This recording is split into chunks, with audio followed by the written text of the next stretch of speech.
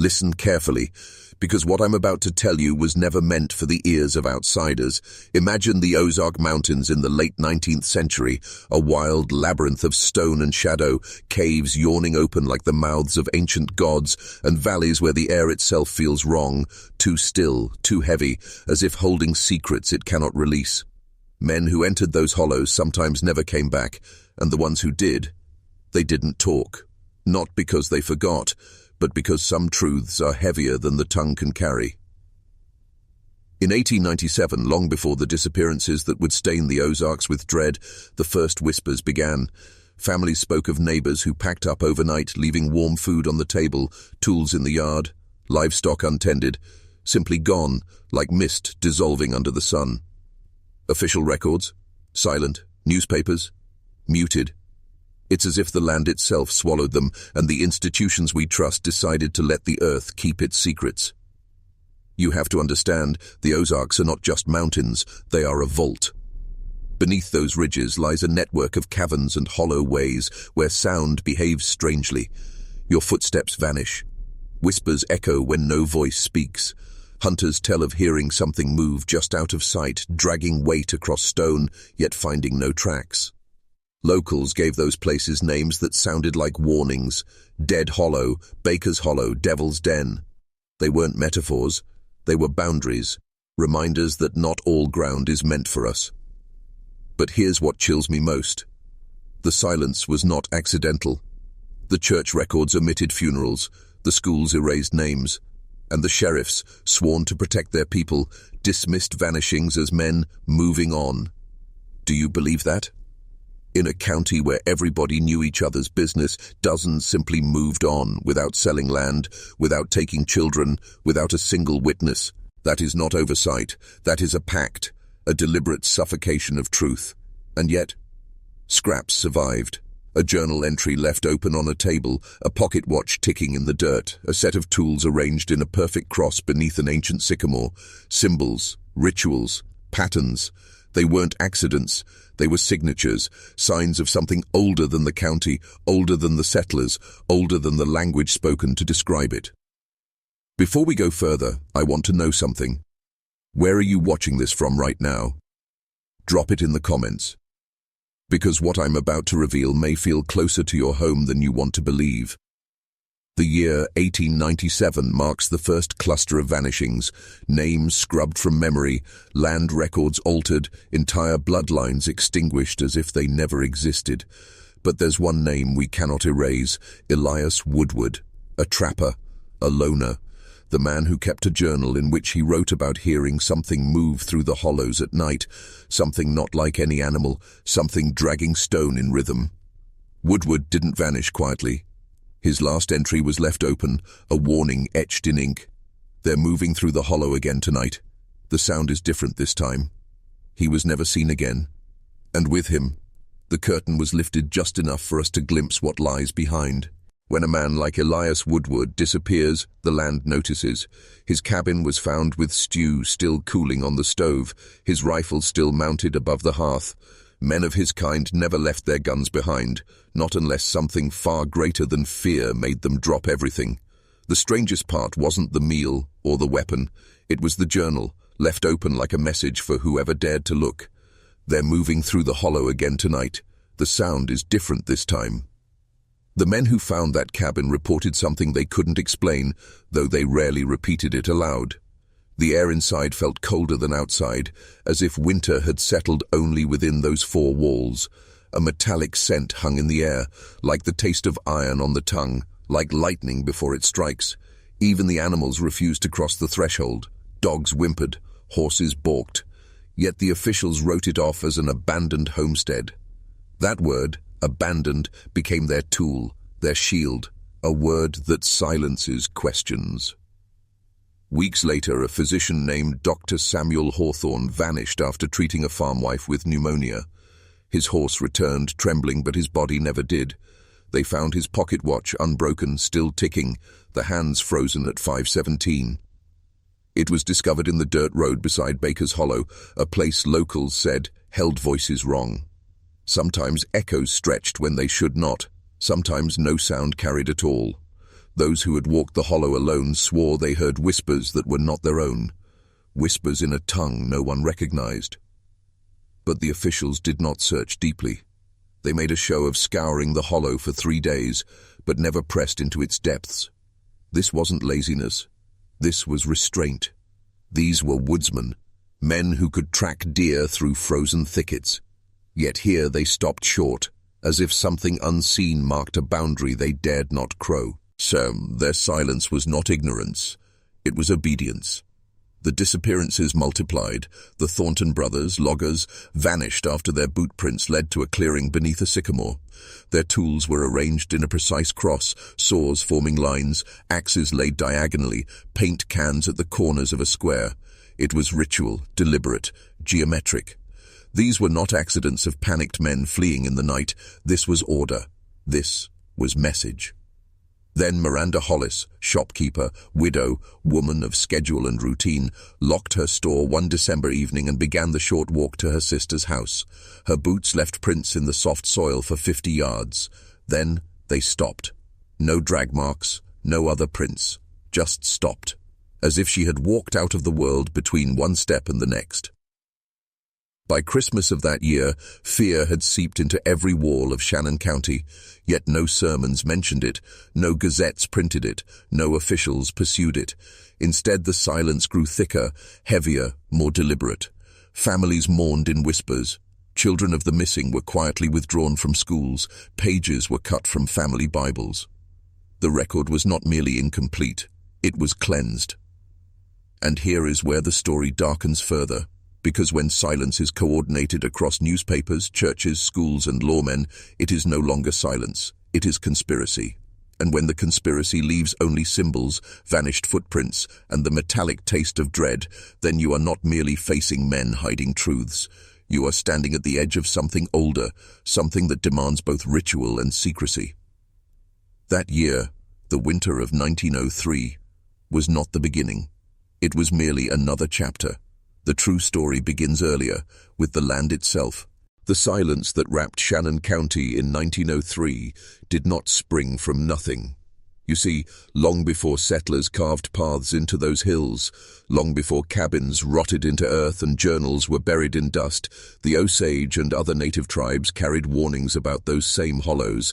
Their stories were not metaphors, they were instructions. Do not hunt there, do not build there, do not speak of what walks there.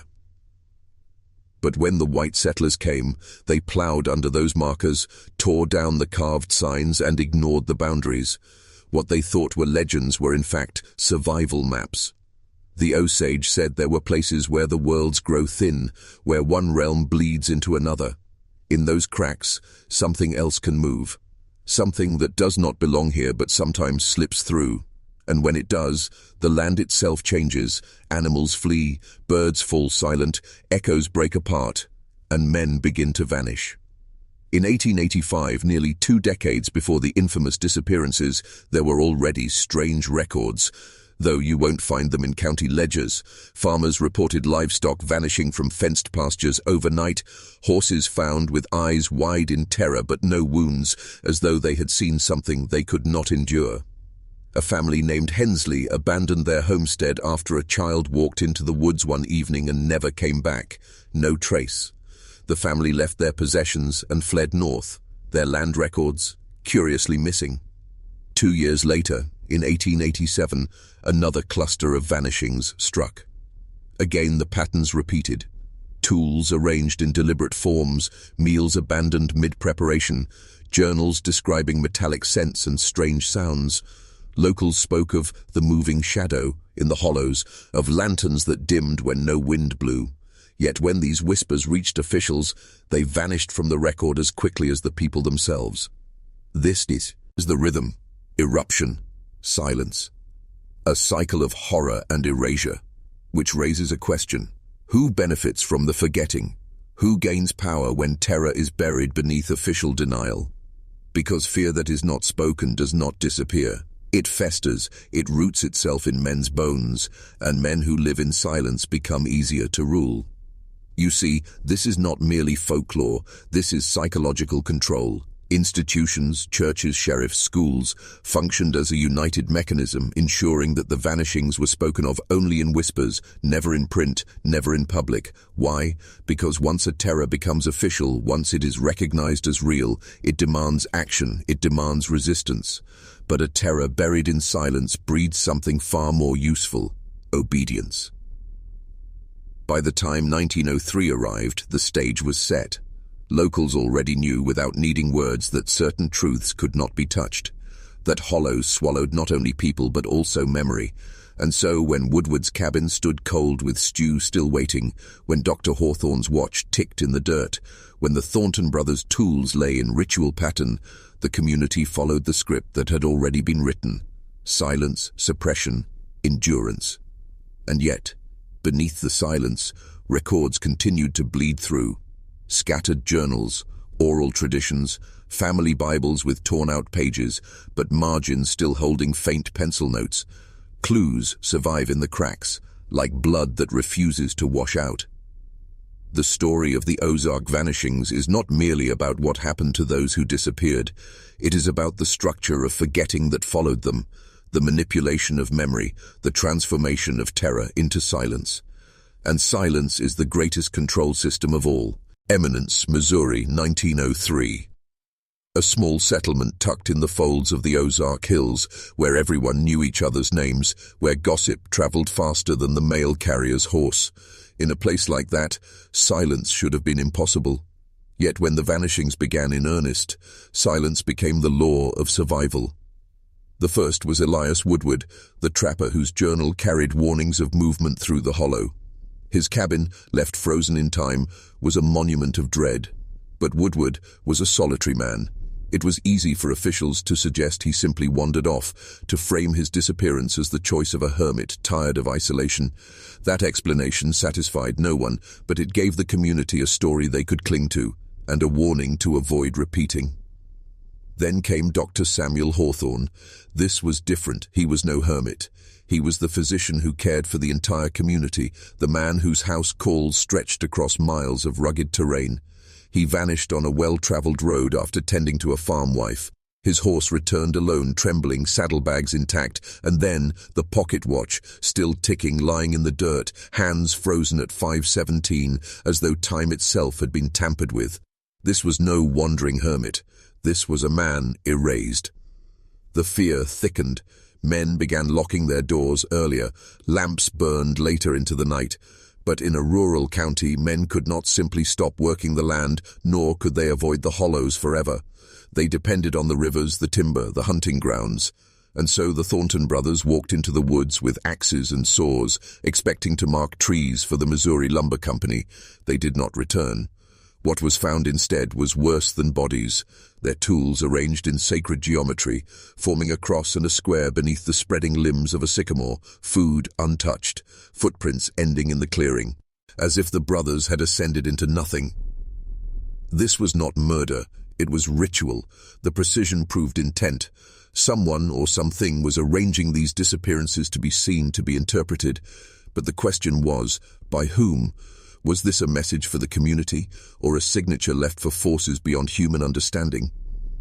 By December, the community was holding its breath. Then Miranda Hollis, the shopkeeper, vanished between her store and her sister's house, a walk so short that she could be seen from one door to the other. Her footprints stopped 50 yards from the store.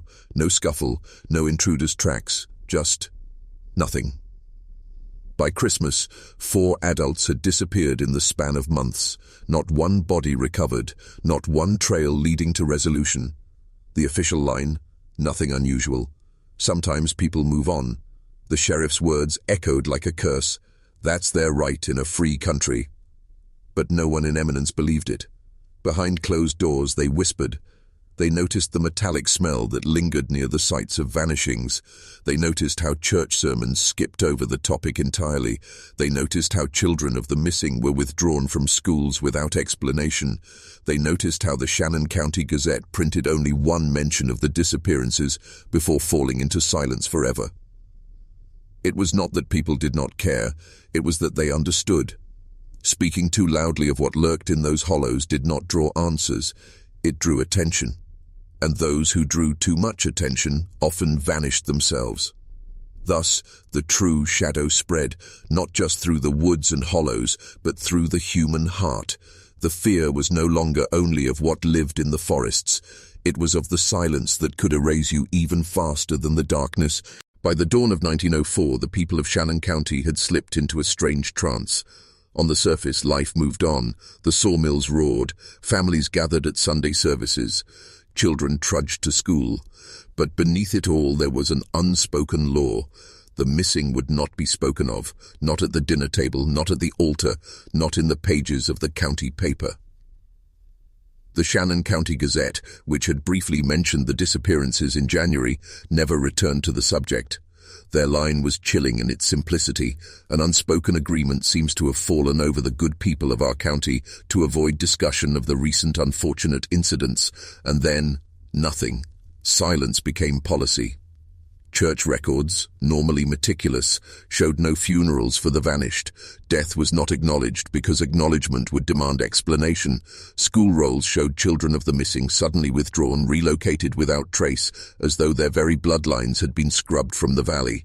Even family Bibles, those private testaments of lineage and faith, were found later with pages cut out, names erased not only from public history, but from memory itself. This is where the story crosses from tragedy into strategy. Vanishings are accidents. Silence is design. Ask yourself, what kind of force compels not only the disappearance of bodies, but the coordinated erasure of memory? Fear alone does not produce such order. It takes obedience, and obedience is always enforced by power. What if the disappearances were not random accidents, but signals? What if the silence that followed was not cowardice, but containment? The people of Shannon County were being conditioned, not merely to ignore the disappearances, but to accept them as inevitable. By stripping the missing from records, by denying them funerals, by halting all public discourse, the institutions of the county built a psychological wall. Within it, terror was preserved but never named, and terror without language becomes unchallengeable. The sheriff, William Cunningham, epitomized this manipulation when pressed by a St. Louis reporter. His words were almost mocking. There's nothing to investigate. Sometimes people just move on without telling anyone. That's their right in a free country. Think about the audacity of that. In a rural county where everyone knew their neighbors' lives down to the last chore, men and women vanish mid-step, yet the sheriff suggests they simply left, without their tools, without their families, without even their bodies. This was not explanation. This was containment. A phrase designed to kill questions before they could spread. The people heard the words and understood the message. To press further is to risk joining the missing. And so, silence calcified. The missing became unmentionable not only in public but in private. Children learned early. Do not ask where uncle went. Do not wonder aloud about the doctor. Do not trace the footprints that stop in the dirt. To ask is to invite attention, and attention in those hills was a dangerous currency. But history, no matter how carefully buried, leaves cracks. 53 years later, those cracks widened. A professor named Walter Kincaid would stumble into the void left by silence, and in his obsession, he would discover a pattern stretching back decades before 1903 and continuing into the 1930s. The story of the Ozarks is not a story of isolated tragedies. It is a pattern, a rhythm, a cycle. And like all cycles, it suggests something deliberate at its core. It would be more than half a century before anyone dared to peel back the silence. In 1956, a professor named Walter Kincaid from Missouri State University began what he thought was a harmless project, a study of Ozark folklore. He expected tall tales of river spirits, stories of moonshiners, maybe ghost lights drifting through the trees. What he found instead was the black seam of history that the county had spent decades burying. Kincaid was methodical. He scoured county records, church registries, school documents, and he noticed what no local dared admit: gaps. Gaps that appeared precisely where information about the vanishings should have been. In some places, entire years of records were missing. In others, pages had been cut out with a blade. He wrote in his notes, "The silence is not natural, it is deliberate, and it is coordinated." Through cross-referencing scraps, property transfers, census lists, marriage licenses, Kincaid uncovered something staggering. At least 17 disappearances between 1885 and 1932 followed the same pattern as those infamous months of 1903. Men and women vanishing without trace, little to no investigation, and the community slipping into that same suffocating hush. The disappearances were not random. They clustered in three distinct waves: 1885 to 87, 1903 and 04, and 1931 to 32. Each wave claimed 4 to 6 individuals. Each wave dissolved into silence, and all clustered along the watersheds of the Current and Jack's Fork rivers, where the land folds into deep hollows and hidden caves. Kincaid grew obsessed with the geography. He mapped the vanishings, marking each location with precision.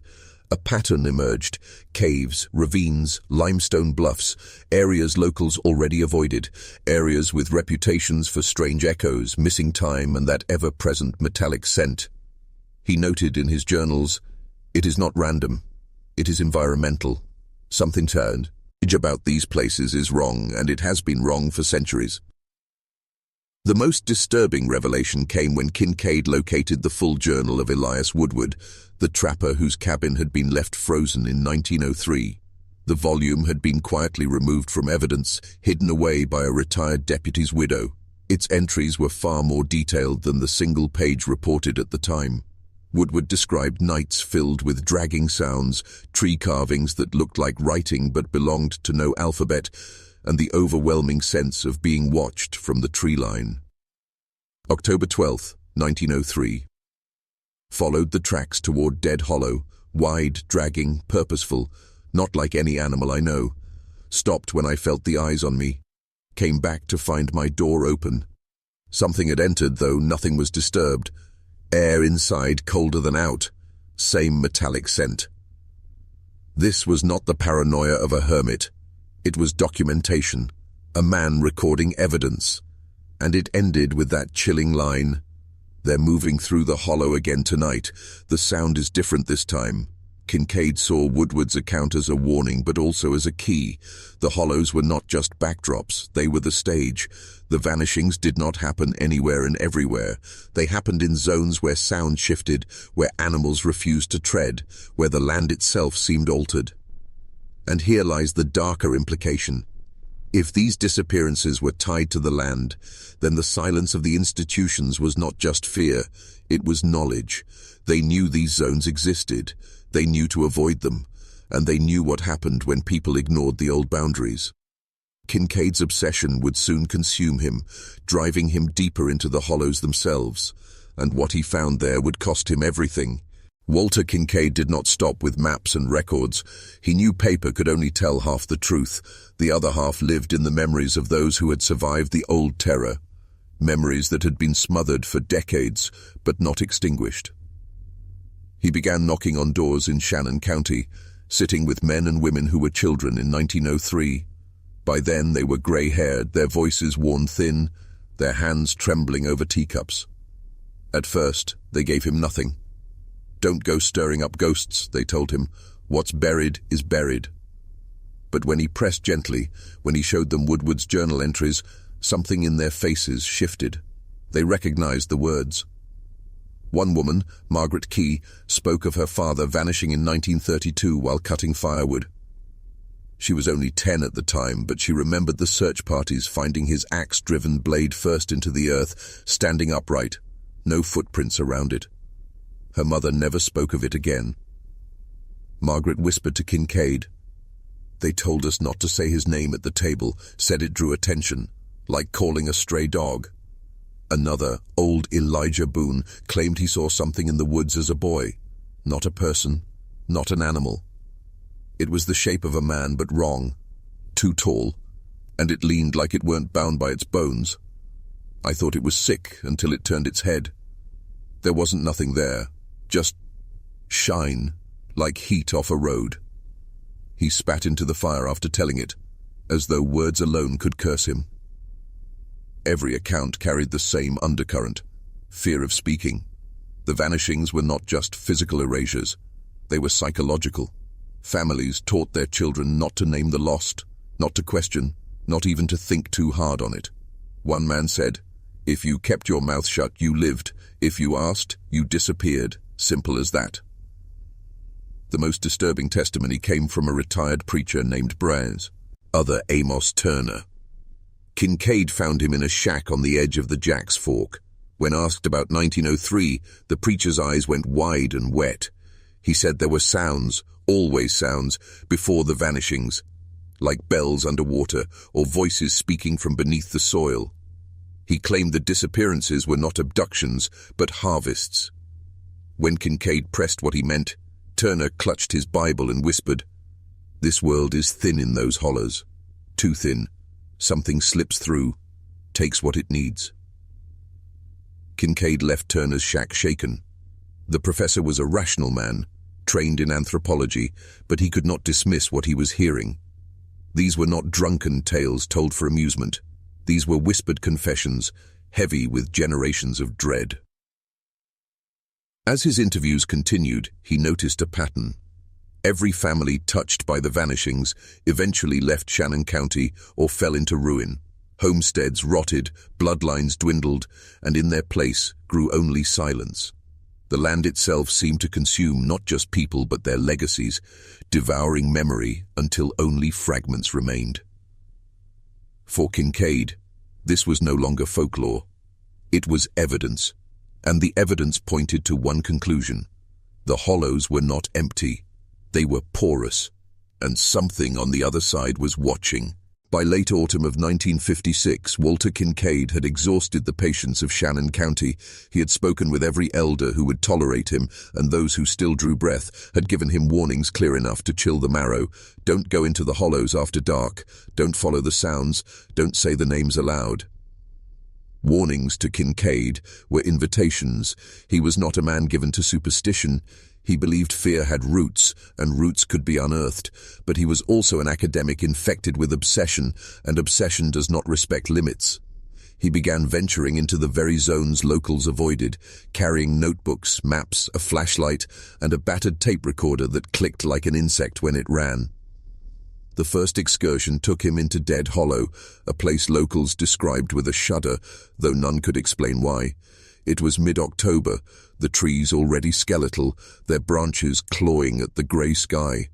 The hollow was still, unnaturally so. No wind, no birds, no rustle of squirrels in the leaves. His boots sank into the damp earth, and with every step, the silence thickened until his breathing sounded intrusive, wrong. 200 yards in, Kincaid noticed something odd. The sound of his own steps began to fragment. Instead of a clean crunch, there was a lag, as if the echo broke into pieces. He clapped his hands to test it. The echo did not return normally. It stuttered, then dissolved, as though the hollow swallowed sound whole. He scribbled in his notebook, "Acoustic distortion. Unnatural. Topography does not explain it." He pressed deeper. By twilight, a low vibration passed through the ground. Not noise, but sensation. His tape recorder captured a faint hum, barely audible, like a swarm far away. He described it later. "It felt as though the earth itself was exhaling beneath me." The smell arrived next, sharp, metallic, acrid, like blood baked on iron. He covered his mouth with his scarf, but the taste still clung to his tongue. At dusk, he reached the limestone bluffs. There, beneath a sycamore tree, he found what froze him in place. Carvings etched into the stone, symbols that matched no alphabet he knew, circular, angular, geometric, but arranged with intention. They resembled the shapes the Thornton brothers' tools had once formed beneath that same species of tree. He traced one with his fingers, and his hand came away damp, though the stone was dry. Then came the sound, not from behind him, not from above, from within, a dragging, rhythmic scrape, as though something vast was pulling itself across stone deep underground. He dropped to one knee, pressing his ear to the soil, and the sound grew sharper, closer. He described it in his notes as measured, like something moving with purpose rather than instinct. The rational mind should have fled, but Kincaid stayed. He whispered into his recorder, "This is evidence. This is proof of environmental anomaly, perhaps seismic, perhaps—" Then he stopped. On playback, his whisper was not alone. A second voice bled faintly into the tape. Not echo, not distortion. A wordless murmur, layered beneath his own, too low and guttural to belong to him. Night fell fast in Dead Hollow. His flashlight beam seemed weaker than it should have been, swallowed by the air. Twice he thought he saw movement between the trees, a tall shape, elongated, leaning. But when he raised the light, only shadows remained. Still, the feeling of being observed grew unbearable, like pressure building against his skull. By midnight, he fled. He stumbled out of the hollow shaking, his boots caked in mud, his recorder still running. He returned to his rented room in Eminence and listened to the tape. What he heard confirmed his dread. Beneath the hum, beneath his notes, the dragging sounds had grown louder, accompanied by faint knocking, as though something on the other side of stone was trying to get through. In his journal, he wrote one final entry that night. The locals are right. The hollows are not empty. They are porous. I fear the disappearances were not random, but systematic. Not abduction, harvest. Whatever dwells there does not wander. It waits. And with that, Kincaid crossed the line from researcher to participant. By winter of 1956, Walter Kincaid was no longer a man conducting research. He was a man being consumed. His colleagues back at the university in Springfield complained of his absence from campus. Letters went unanswered, papers unfinished. But in Shannon County, he was everywhere. In the libraries, the abandoned cabins, the hollows that locals would not enter. He slept little, ate less, and lived mostly among the fragments of the missing. The tapes tell the story best. His earliest recordings were crisp, steady, the voice of a scholar cataloguing environment and sound. By December, his speech was fragmented, slurred with exhaustion, punctuated by moments of silence as though he were listening to something beyond the microphone. The background noises shifted too, first the hum, then irregular knocking, then voices that bled in faintly, like distant radio interference. Some tapes captured faint laughter, not his. Kincaid's body began to fail under the strain. Locals who glimpsed him in town described a man growing gaunt, with eyes sunk deep and skin grey as riverstone. He muttered to himself, sometimes in patterns, repeating phrases he had written in his notes. Harvest, not abduction, thin places, passageways. A store clerk recalled him buying sacks of flour and leaving them in the woods, offerings perhaps, or bait. His notebooks grew more erratic, the neat handwriting breaking into frantic scrawls. Drawings of symbols filled the margins, reproductions of the carvings he'd found on limestone. In one entry, he claimed the shapes were not merely symbols, but instructions, a kind of geometry that thinned the barrier between worlds. Arrangements matter, he wrote. Tools, stones, flesh. It is not random, it is deliberate. Neighbors began whispering. They said he had been seen at night standing in the road staring into the trees as though waiting for something to eat. Others claimed he wandered the cemeteries, recording hours of silence. And once, during a snowstorm, a boy swore he saw Kincaid kneeling in a clearing, speaking to the dark. The final fragments of his journals suggest that his obsession had curdled into dread. He no longer sought to prove the phenomenon, he sought to survive it. He wrote of dreams where the dragging sound moved closer, where the sycamore trees bent toward him, their limbs like fingers. He woke once with mud on his feet and no memory of leaving his bed. And then there is the last tape, a 32-minute reel, his voice trembling. He whispers that he has found a new hollow, deeper than Dead Hollow, one he believes to be the center. He describes a cave mouth where the air is colder than the snow, where frost grows in unnatural patterns across the stone. He says he hears voices, not outside the cave, but from within it, calling, repeating his name. The recording ends abruptly with a crash, a frantic rustle, and a long, dragging sound that grows louder and louder until the tape cuts to silence.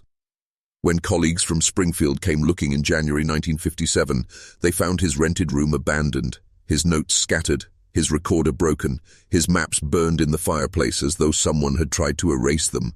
His body was never recovered. In Shannon County, they said only this: he asked too much, and the hollows don't forgive questions. Walter Kincaid's disappearance in 1957 was not treated as an accident, not by the locals. They said little, But their silence was more telling than words. The sheriff's report used the same phrasing that had been written half a century earlier during the 1903 vanishings. No evidence of violence, no further investigation required. The record closed as quickly as it opened, a repetition of the pattern, as though the system itself had been trained to ignore. But beneath the silence, there was fear. Men in the bar at Eminence muttered that Kincaid had walked into the wrong mouth of the earth. An old trapper claimed he had seen lights near Blowing Cave on the night Kincaid vanished. Pale, shifting, unnatural, not firelight, not lanterns. Something that bent through the trees in movements too smooth to belong to human hands. It was as if the land had swallowed him the same way it had swallowed Woodward, Hawthorne, the Thornton brothers, Miranda Hollis. A cycle repeating itself with surgical precision. A witness grows curious, leaves behind fragments of testimony, and then is erased.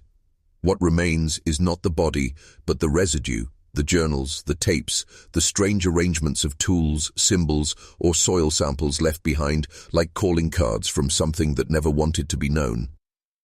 The deeper you look, the clearer the pattern becomes. The disappearances in 1885, 1903, 1931, and now 1957 were not random. They clustered like a heartbeat every few decades, like the pulse of something waiting beneath the Ozark stone.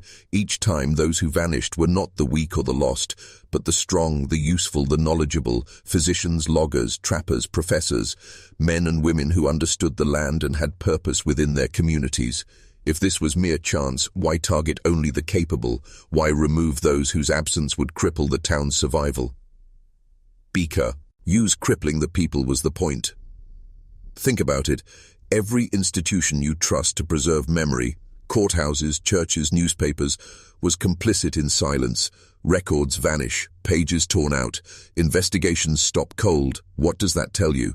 It tells you there is an agreement, unspoken but enforced, between power and whatever moves in those hollows, an agreement that allows the cycle to continue unchallenged. By the mid-20th century, Missouri was modernizing. Roads were cut through the wilderness. Tourism began to grow. Yet even then, certain valleys were left untouched, marked impassable on maps, though locals knew trails ran straight through them. Why? Because those in power knew where the pulse beat strongest, and they were not about to risk their towns collapsing under a truth they could not control. The disappearance of Professor Kincaid should have ignited national headlines. A respected academic swallowed whole by the woods while pursuing research into folklore. Yet beyond a small column buried in the Springfield News Leader, his case evaporated from public awareness. No FBI involvement, no state police. It was as if he had never existed, his life erased as thoroughly as Hawthorne's ticking watch or Hollis's vanished footprints. And here lies the question you must face. Was this erasure the work of something ancient, a force buried in the stone, or was it human hands, institutions protecting their pact, guarding their territory, silencing anyone who got too close? Perhaps the truth is worse, that it is both, that the same families who govern those hills know they live beside something not human, and they have decided it is safer to feed it than to fight it. And so the cycle turns, generation after generation, the price paid in flesh and silence. This is not a sequence of accidents stitched together by happenstance. When you line the vanishings up side by side across decades, you begin to see anatomy, an engineered system not of random horror but of design. It moves in patterns because patterns are how power secures itself.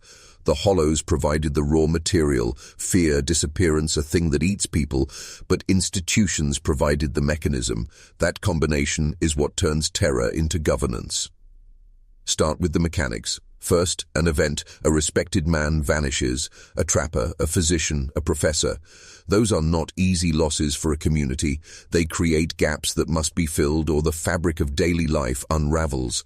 Second, the institutions that normally respond, sheriff, press, church, step in, not to investigate but to edit. Reports are minimized, church registries omit funerals, newspapers whisper once and stop, family records are cut. This is systemic erasure. It removes not only bodies but the memory of bodies, which is the most efficient form of control. Without names and without narrative, there can be no outrage. Without outrage, there is no demand for accountability. Who enforces this erasure? Look to those who profit from silence. Local elites, timber barons, landholders, merchants, depend on a labor force that must remain docile and obedient. A community fractured by disappearances, frightened into quiet, becomes malleable. Men stop organizing. They accept risky work without complaint. They stop asking inconvenient questions. Corporate entities need consent to extract timber, minerals, the very bones of the land. Fear functions like a tax. It extracts compliance without the need for laws. Then there's the ritualization of the vanishings. Tools arranged in geometric patterns, symbols carved into rock, offerings of food and soil. These are not signs of random violence. Ritual creates meaning. It signals to those in the know that the event was intentional and managed. If you control the ritual, you control the narrative. If you control the narrative, you dictate memory. These arrangements act like a language of power, a syntax that both placates whatever dwells in the hollow and communicates to human actors who must obey. Those who organize the rite are both the sacrificers and the custodians of the story. They decide who will be remembered and who will be allowed to sink into silence. Power also uses the psychology of taboo. Societies contain their own forbidden zones, things you do not say aloud. By converting disappearance into taboo, the social order weaponizes shame and fear. Children learn early that asking will draw attention. Families sever ties quietly. The result is self-policing, neighbors who police neighbors, ensuring silence without a single sheriff's command. This is how an entire county can behave like a closed organism, closing ranks against truth. Fear becomes a civic virtue. There is another layer, complicity at scale. The conspicuous absence of state intervention, the lack of broader inquiry, suggests either indifference or agreement higher up the chain. Why would state authorities ignore a recurring pattern of multiple unexplained disappearances spanning decades? Because investigating might reveal networks of property, of influence, of tradition that benefit those in power. Or because the cost of confronting whatever lies in the hollows, whether natural, supernatural, or man-shaped, would destabilize economies and social orders built upon compliance. The easier path is to let local silence do the work. Finally, consider purpose. Why remove capable people, doctors, loggers, teachers, whose loss weakens communal resilience? Because an extracted society is a dependent one. When you hollow out competence, you create scarcity of agency. Men become reliant on those who decide who lives and who vanishes. They look to them for explanation, for employment, for protection. That dependency breeds loyalty, or at least submission. It turns communities into controlled populations. This is the real terror. Not only that something in the earth takes people, but that human systems learn to use that taking to bend will, silence dissent, and concentrate power. The hollows provided the horror. Institutions provided the governance. Together they built a durable mechanism, half ritual, half bureaucracy, that kept the cycle turning. Understand this now. The disappearances are not the problem alone. The problem is the structure that turns grief into a tool. Once you see the architecture, you cannot unknow it. And once you cannot unknow it, you are awake to what must be faced. By now you see the framework, but frameworks are bones. You must add the flesh to understand the living thing. The Ozark vanishings were not isolated to Shannon County. Patterns bleed outward, like veins carrying corruption from the heart into the limbs. When Walter Kincaid's papers were later uncovered in fragments, scholars noted that he had begun mapping cases far beyond Missouri. Arkansas, Kentucky, Tennessee, all across the American interior, clusters of disappearances pulsed with the same rhythm. Hollows, caves, river forks, always places where sound bent strangely and where maps marked territory as unfit or impassable. Look east to Kentucky's Red River Gorge, stories of entire hunting parties never returning, tools left in neat, geometric arrangements by rock shelters. Look south into Arkansas, Ouachita foothills where settlers in the 1870s reported cabins found empty, hearths still burning, food untouched, families gone without struggle. The resemblance is not coincidence, it is contagion. What spreads is not only the vanishings but the silence that follows them. Newspapers print one paragraph, then forget. Court records omit. Church registries skip. The pattern of erasure extends across states as if there were a template handed down, instructing officials how to choke memory before it spreads. If one county forgets, it can be dismissed as parochial. If a dozen counties across 3 states do the same, you glimpse design, an invisible hand that knows exactly how to prune history. Why? To protect commerce. Timber, coal, railroads, empires were carved out of these hills in the late 19th and early 20th centuries. Fear disrupts industry, but contained fear is an asset. Contained fear keeps workers obedient. The corporations that came into the Ozarks and Appalachia were ruthless. They broke strikes with violence, they bought sheriffs, they owned judges. Do you think they would hesitate to exploit vanishings if it kept wages low and men compliant? They would not, they did not. But there is another current running beneath the economics, something darker, harder to name.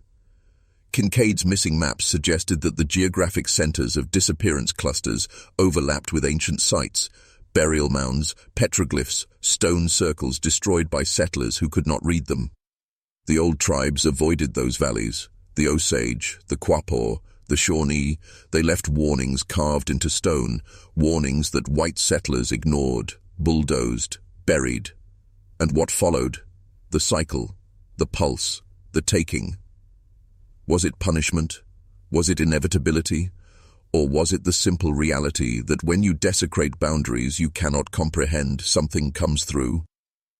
Here lies the intersection that chills the blood. Corporations, churches, courts, human institutions, colluding knowingly or unknowingly with forces older than the Republic, perhaps not in open alliance but in parallel interest. Both desired silence, both required obedience, both thrived on disappearance.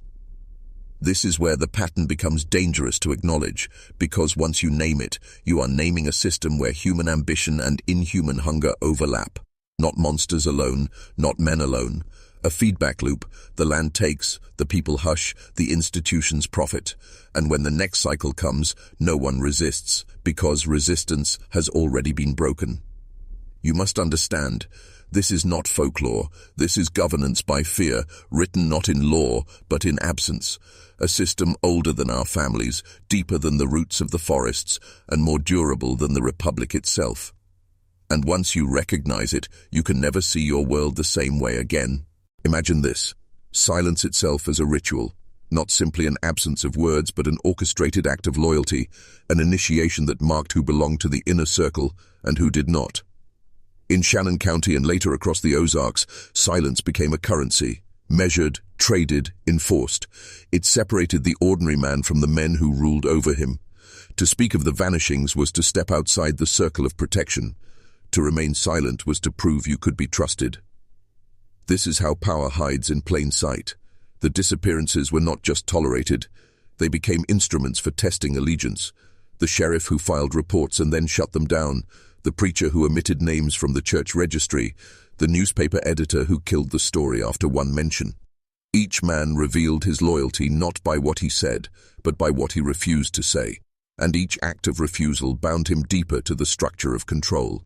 Think of it as an initiation rite, not a secret ceremony in a lodge, but a lived ritual enacted through silence and complicity.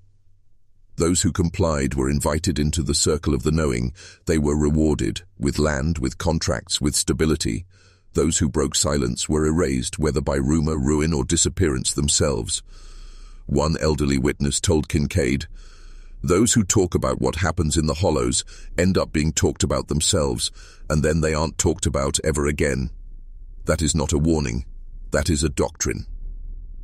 And here's the truth men don't want to face. Loyalty built on silence is stronger than loyalty built on trust.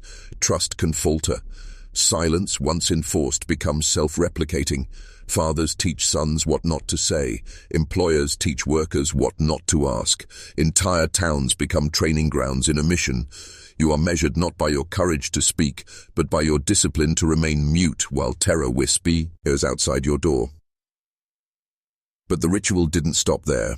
Over time, the vanishings themselves were integrated into the social order as a kind of purification. Each cycle, 1885, 1903, 1931, 1957, became a reset button. Capable men and women disappeared, leaving gaps. Into those gaps stepped others, ambitious, loyal, hungry for influence. In this way, disappearance functioned as selection. It was not random loss, but deliberate pruning. The community was reshaped, its leadership filtered by absence. Those willing to play their role in silence rose, those who resisted vanished. Do you see how this mirrors initiation rituals in secret societies? A candidate is tested, sometimes through ordeal, sometimes through silence. He is stripped of certainty, forced into darkness, and if he survives, he is reshaped. The Ozarks themselves became the lodge, the hollows its chambers, the vanishings its initiation rites. Those who remained silent became the initiated, those who vanished became the sacrifice. And consider this. What if silence itself was not only social but metaphysical? The journals describe symbols, arrangements, rituals. What if the silence of the community fed the same force that demanded bodies? What if absence of words, like absence of flesh, was part of the offering? A dual sacrifice, one of human life, the other of human memory. This is where the descent grows darker, because you begin to realize that the system was not merely corrupt, it was ritualized. That the disappearances were not accidents but orchestrated events, both by the land and by the men who learned to use them. Silence became their creed, their badge, their initiation. And generation by generation, the pact deepened. Now ask yourself, how many leaders in those counties built their careers, not despite the vanishings, but because of them? By the mid-20th century, the ritual of silence in Shannon County was no longer just a local custom, it had metastasized into a network. Think carefully about what that means.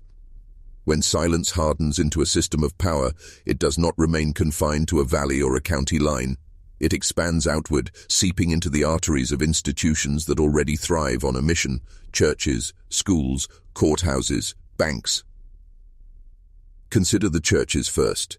Pastors preached obedience, suffering as virtue, silence as piety.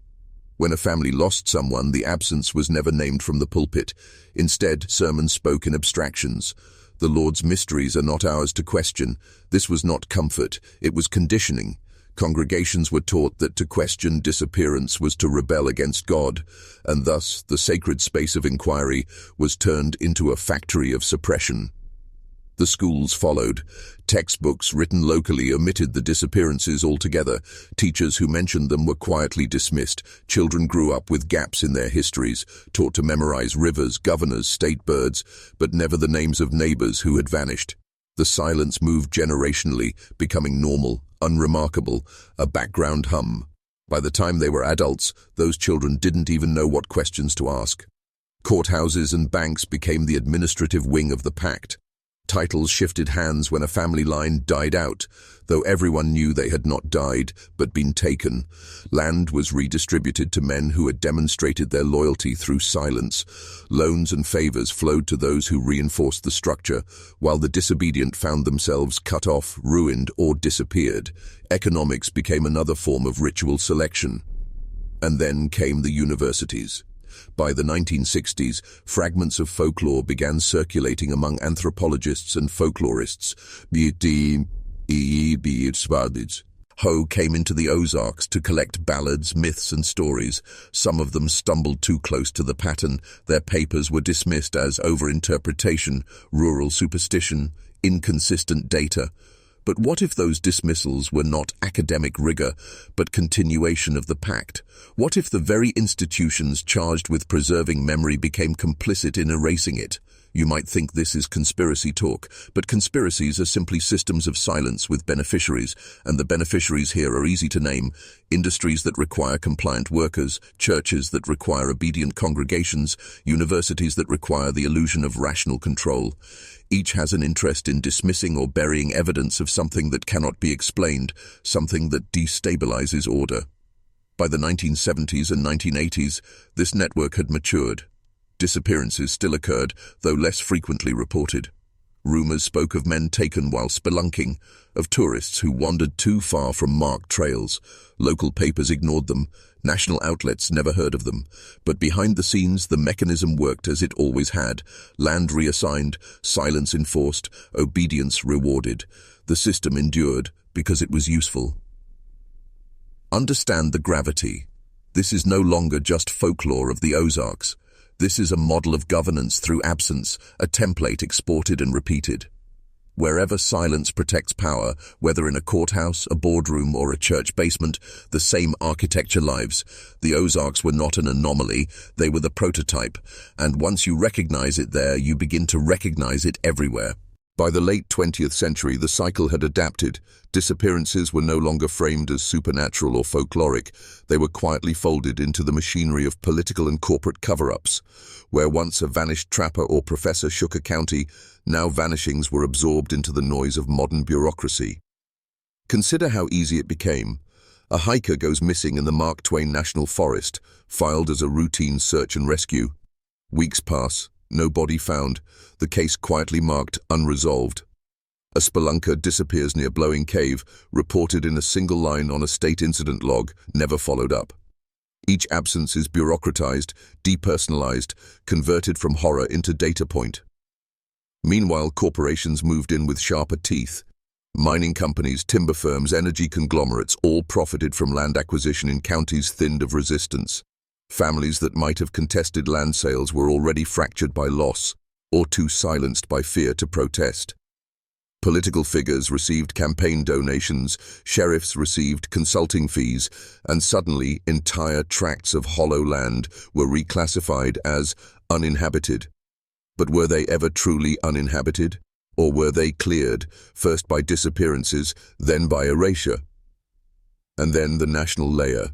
Federal agencies conducting studies into unexplained disappearances in public lands, only to have reports buried, archived, or rebranded as statistical anomalies. What had once been whispered folklore became sanitized into government paperwork, not denied, worse, neutralized, hidden in plain sight. This is how the system survived modernization, by adapting its language. It no longer needed ghost stories or folklore. It had databases, legal documents, safety disclaimers, and corporate buyouts.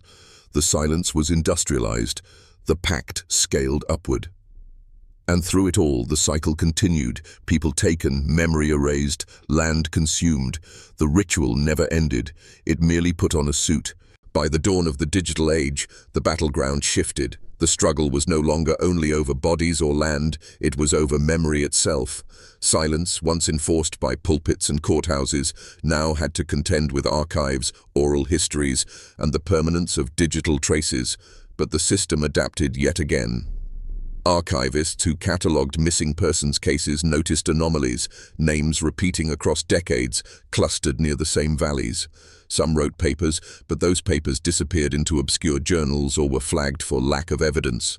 Oral historians recorded elders who spoke of the ones who went into the holler and never came back. Yet when transcriptions were published, local libraries misplaced them, publishers withdrew them. Erasure followed the same rhythm: edit, omit, bury. Digital traces too began surfacing. Early internet forums in the 1990s buzzed with accounts of strange vanishings in the Ozarks. Posts would appear, gather attention, and then vanish themselves. Threads deleted, servers purged. Conspiracy theorists claimed government interference. Skeptics claimed coincidence. But coincidence begins to fray when the deletions echo the same pattern as a century of missing newspapers. Memory itself became unstable ground, fought over not just in whispers but in data. What survives is fragmentary, half-recorded testimonies, photocopies of missing files, corrupted audio tapes. Together they form a ghost archive, a counter-history of those who were erased. By the early 2000s, cracks began to form. Survivors, not of the vanishings themselves but of their aftermath, started to resist the silence. Descendants of the Thornton brothers, Miranda Hollis, Walter Kincaid, families who had lived under the shadow of official forgetting, began gathering scraps of testimony. They compared journals, diaries, missing persons reports. The fragments lined up too neatly to ignore. In towns like Eminence and Mountain View, informal circles of descendants formed. They met in kitchens, backyards, and eventually online, trading evidence the institutions had discarded. A widow revealed her father's diary describing the night he saw lights near Blowing Cave. A retired sheriff's son produced case files his father had hidden in a locked trunk. Slowly, a mosaic took shape, not a full picture, but enough to prove a pattern. The pushback was subtle but dangerous. Families who spoke too loudly found themselves pressured, jobs lost, property lines disputed, church memberships revoked. It was the old ritual of silence reborn in modern guise. Yet this time, resistance had teeth. Digital platforms, though monitored and censored, allowed fragments to travel further than any local newspaper ever had. Outsiders began asking questions. Researchers began knocking on doors. The descendants' work forced a change. For the first time, the pact of silence was no longer airtight. Memory leaked. Testimony refused to die. The very families once broken by disappearance now threatened to expose the mechanism that had thrived on their pain. The movement that began as hushed conversations in kitchens soon grew teeth. By 2010, descendants of the vanished were no longer content with whispered memory. They sought allies. Independent journalists, true crime podcasters, even a few disillusioned academics entered the fold.